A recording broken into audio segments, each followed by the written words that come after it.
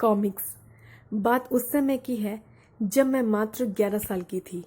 पढ़ाई में कभी मेरा मन नहीं लगता था। मुझे खेलना, घूमना, खाना पीना और कॉमिक्स पढ़ना बहुत ज़्यादा पसंद था। कॉमिक्स में चाचा चौधरी, नागराज, पिंकी और बिल्लू आदि पढ़ना बहुत पसंद था। घर के पास 2-3 दुकानें थी।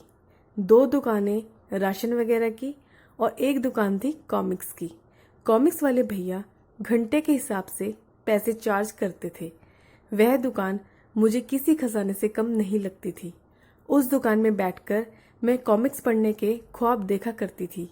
काफ़ी दिनों तक आते जाते मैं उस कॉमिक्स की दुकान में देखा करती थी कि कब मैं वहाँ बैठकर कॉमिक्स पढ़ूंगी। ऐसा करते करते बहुत दिन बीत गए। फिर एक दिन माँ को राशन लाने के लिए पापा ने कुछ पैसे दिए और माँ ने वह पैसे फ्रिज पर रख दिए। वह कितने पैसे थे यह तो मुझे याद नहीं है। मैंने चुपके से वो पैसे उठा लिए।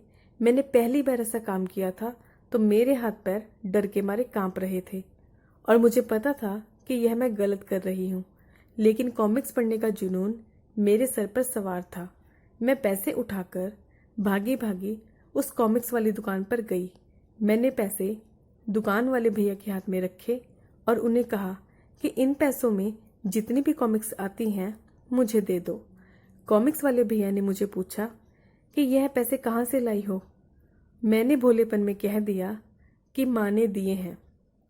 दुकान वाले भैया इस बात को समझ गए और उन्होंने मुझे कॉमिक्स दे दी।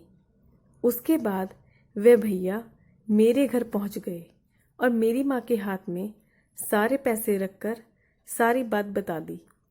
भैया तो पैसे देकर चले गए, लेकिन उसके बाद जो मेरी पिटाई हुई वह मुझे आज तक याद है। उस दिन के बाद मैंने कभी भी चोरी ना करने का मन में ठान लिया था, लेकिन उस उम्र में पता ही नहीं था कि चोरी क्या होती है। लेकिन इसके बाद एक अच्छा काम हो गया कि वह कॉमिक्स वाले भैया मुझे खुद ही कॉमिक्स पढ़ने के लिए दे दिया करते थे। जब भी कोई नई कॉमिक्स आती वह मुझे दुकान में बुला लेते थे और कॉमिक्स दे देते थे पढ़ने के लिए। दोस्तों, कभी कभी हम बचपन में ऐसे काम कर देते हैं जो हमारे जहन में मीठी याद बनकर घूमते रहते हैं। दोस्तों, अगर आपको मेरी कहानी पसंद आए तो मेरे चैनल को सब्सक्राइब करना ना भूलें, वीडियो को लाइक करें, शेयर करें। Thank you so much.